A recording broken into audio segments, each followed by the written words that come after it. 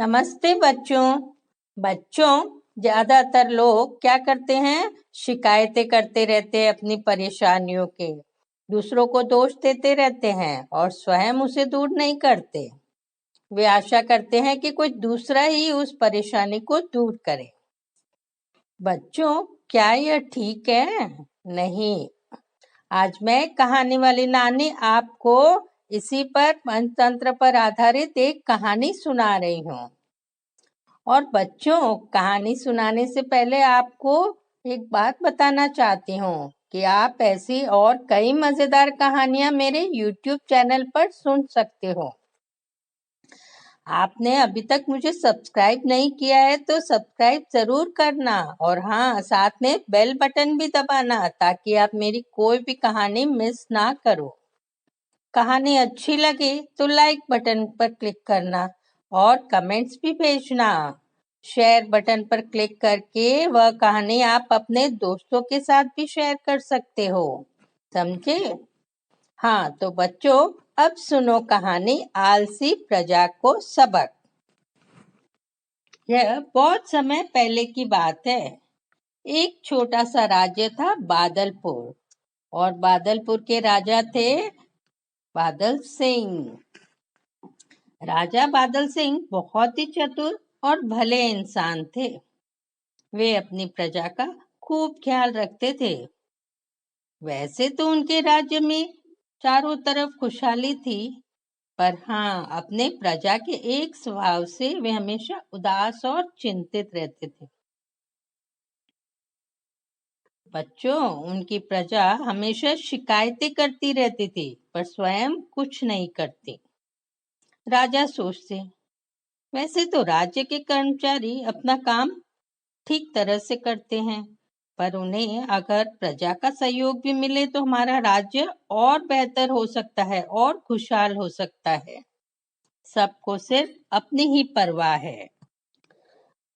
परेशानी दूर करने के लिए दूसरों का मुंह ताकते रहते हैं, जबकि स्वयं खुद ही उसे दूर करने के काबिल होते हैं। क्या करूं जिससे लोगों को सबक मिले और उनकी आदत सुधर जाए? और एक दिन राजा ने अपनी यह चिंता अपने मंत्री देवचरण को बताई। मंत्री देवचरण बहुत बुद्धिमान था। काफी सोच विचार के बाद दोनों ने, राजा और मंत्री ने, प्रजा को सबक सिखाने की योजना बनाई। ऐसा था कि कुछ दिन बाद राजा बादल सिंह का जन्मदिन आने वाला था और हर साल बादल सिंह के जन्मदिन पर बड़ा सा जश्न का आयोजन रहता था। बड़े से मैदान में सभी इकट्ठे होते थे। सारी प्रजा राजा को जन्मदिन की बधाई देने आती थी। अब जन्मदिन के जश्न के एक दिन पहले मंत्री ने योजना अनुसार क्या किया? मैदान की ओर आने वाली सड़क के बीचों बीच एक गड्ढा खोदा और क्या किया? उसमें एक थैली रखी और गड्ढे पर बड़ा सा पत्थर रख दिया। मैदान में आने का एकमात्र वही रास्ता था। जो भी मैदान में आता उसे वह पत्थर पार करना ही होता। और पत्थर भी ऐसे रखा गया था कि मंच पर बैठे राजा और मंत्री दोनों ही उस पत्थर को देख पा रहे थे। अब लोग राजा को जन्मदिन की बधाई देने आने लगे। सबसे पहले एक घुड़सवार आया, यानी घोड़े पर सवार एक आदमी आया। पत्थर देखकर वह रुक गया और फिर कहने लगा, ओहो, इतना बड़ा पत्थर सड़क के बीचों बीच पड़ा है। पता नहीं किसने रखा है। कोई उसे उठाता क्यों नहीं है? कितनी मुश्किल हो रही है। पत्थर देखकर मेरा घोड़ा भी रुक गया। खैर, मुझे क्या, मैं क्यों पत्थर हटाने की तकलीफ करूं? कोई और उसे हटा ही देगा। मैं चलूं राजा जी को बधाई देने। और क्या किया उस घुड़सवार ने? उसने घोड़े की एड़ लगाई और उस पत्थर पर वह घोड़ा छलांग कर कूद कर निकल गया। उसके बाद कौन आया? हाँ, एक सेठ अपनी बग्गी पर आया। पत्थर के पास पहुंचकर कोचवान यानी बग्गी के ड्राइवर ने बग्गी रोक दी।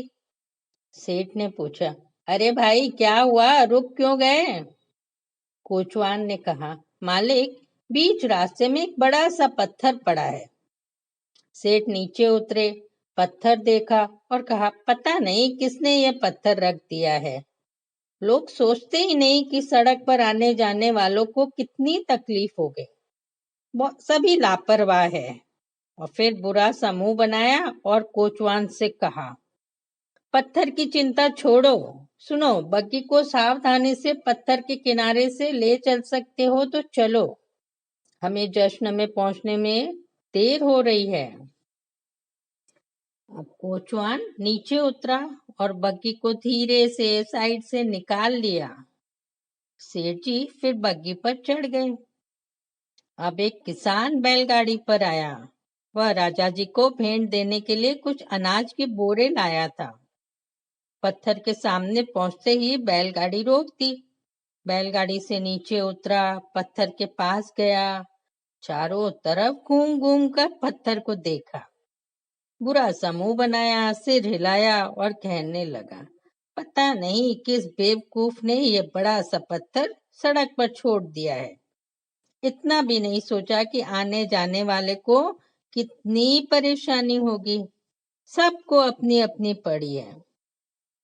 फिर उसने क्या किया, अपने बैलों को खोला, एक एक करके उन्हें साइड से निकाला और फिर गाड़ी को साइड से मुश्किल से खींचकर आगे ले गया। फिर बैलों को गाड़ी में जोता और आगे निकल गया। ऐसे बहुत सारे लोग, कुछ पैदल भी आए थे, सब ने पत्थर को देखा, पत्थर रखने वाले को भला बुरा कहा और आगे निकल गए। एक आध को तो पत्थर से ठोकर भी लगी थी, पर वे पत्थर रखने वाले को भला बुरा कहते आगे निकल गए। बच्चों, यह सब कौन देख रहे थे?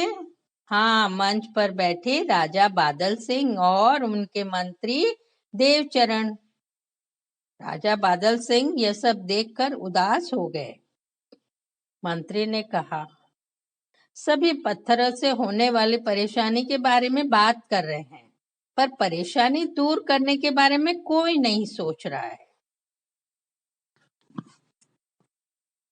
सभी एक एक करके राजा बादल सिंह को जन्मदिन की बधाई देने गए, भेंट दी और मैदान में बैठ गए। जश्न के शुरू होने का इंतजार करने लगे। तभी राजा बादल सिंह और मंत्री देवचरण खड़े हो गए। वे मंच से उतरकर सड़क की ओर जाने लगे। मैदान में बैठे सभी लोग आश्चर्य से उन्हें देखने लगे। ये क्या, जश्न तो शुरू होने हुआ ही नहीं और राजा जी और मंत्री यहाँ से निकल रहे हैं। वे भी राजा और मंत्री के पीछे पीछे चल दिए। बच्चों, पता है राजा बादल सिंह और मंत्री देवचरण ऐसा क्यों कर रहे थे? हाँ, इसलिए कि उन्होंने देखा कि एक आदमी पत्थर हटाने की कोशिश कर रहा था और जब तक वे उस आदमी के पास पहुंचते, उस आदमी ने वह पत्थर हटाकर एक किनारे रख दिया। उसने देखा कि पत्थर के नीचे एक गड्ढा था और उसमें एक थैली थी। उस पत्थर हटाने वाले आदमी ने वह थैली उठाई, खोली और चौंक गया। अरे, ये क्या? ये तो सोने के सिक्कों से भरी हुई थैली है। यहाँ कैसे आई? किसने रखी? किसकी है? वह चारों तरफ देखने लगा। फिर लोगों के पास मुड़कर पूछने लगा, भाई किसकी है ये थैली? तभी मंत्री देवचरण ने वह थैली उस आदमी के हाथ से ले ली और राजा जी को दे दी। उसे कहा, अरे भाई, यह थैली महाराज की है। सभी आश्चर्य से राजा को देखने लगे। तभी बादल सिंह ने कहा, हाँ हाँ, यह सिक्कों से भरी थैली मेरी है और मैंने ही यह पत्थर और थैली यहाँ बीचों बीच सड़क पर रखवाई थी। फिर लोगों की ओर इशारा करके कहा, जो भी जश्न में आए उस पत्थर को पार करना पड़ेगा, ऐसे ही मैंने रखवाया था। तुम सब ने पत्थर को देखा, पत्थर रखने वाले को कोसा, उससे होने वाली परेशानी की बातें की। कुछ लोग गुस्सा भी हुए थे, पर पता है जितनी देर ये सब किया उतनी देर में तुम लोग यह पत्थर किनारे कर सकते थे। नहीं, किसी ने इस पत्थर को हटाने की कोशिश नहीं की, सिवाय इस भले आदमी के। पता है, यह जो मेरे हाथ में थैली है, वह उस पत्थर को हटाने वाले के लिए इनाम का एक रूप थी। फिर उस आदमी की तरफ मुड़कर बादल सिंह ने पूछा, युवक, तुम कौन हो और यह पत्थर क्या सोचकर तुमने किनारे पर रखा? तुम तो आराम से एक किनारे से निकल सकते थे, जैसे और लोगों ने किया। तब उस आदमी ने बादल सिंह के हाथ जोड़कर कहा, महाराज, मैं एक गरीब मजदूर हूँ, मेरा नाम सुखिया है। मैं भी आपको जन्मदिन की बधाई देने आ रहा था। देखा रास्ते में एक पत्थर पड़ा है, सोचा आने जाने वाले को परेशानी होती थी, किसी को भी ठोकर लगकर चोट लग सकती थी, इसीलिए मैंने यह पत्थर हटा दिया। हाँ, मुझे नहीं मालूम था कि यह पत्थर आपने रखवाया था और साथ में थैली भी है। खैर, छोड़िए ना, आपको जन्मदिन की ढेर सारी बधाइयां महाराज, मेरी तरफ से। अब बादल सिंह ने क्या किया? हाँ, सबसे पहले तो बधाई के लिए धन्यवाद दिया उस युवक को, उसकी पीठ थपथपाई और वह थैली भी उसे दे दी और साथ में कहा, लो, यह तुम्हारा इनाम। और फिर सभी से कहा, आप सब मुझे जन्मदिन पर तोहफा बधाई देने आए हो ना? आज मैं खुद आप सबसे एक तोहफा मांगता हूँ। क्या महाराज, कहिए, सभी शर्मिंदा थे। राजा बादल सिंह ने कहा, आप सभी वादा करो, आज से अगर कोई परेशानी आए तो उसे दूर करने के लिए लोगों से उम्मीद नहीं कर रखनी चाहिए, औरों की राह नहीं देखनी चाहिए। अगर खुद कर सकते हो तो खुद ही दूर करनी चाहिए, उसका प्रयास तो करना ही चाहिए। पता है इससे क्या होगा? इससे हमारे राज्य की खुशहाली और अच्छी होगी। कहो, ये तोहफा दोगे मुझे जन्मदिन के तौर पर? बाकी सारी प्रजा शर्मिंदा तो थी और सभी ने जोर शोर से हाथ ऊपर उठाए और कहा, हाँ महाराज, हम सब वादा करते हैं। और जन्मदिन की बधाइयों का शोर गूंज उठा।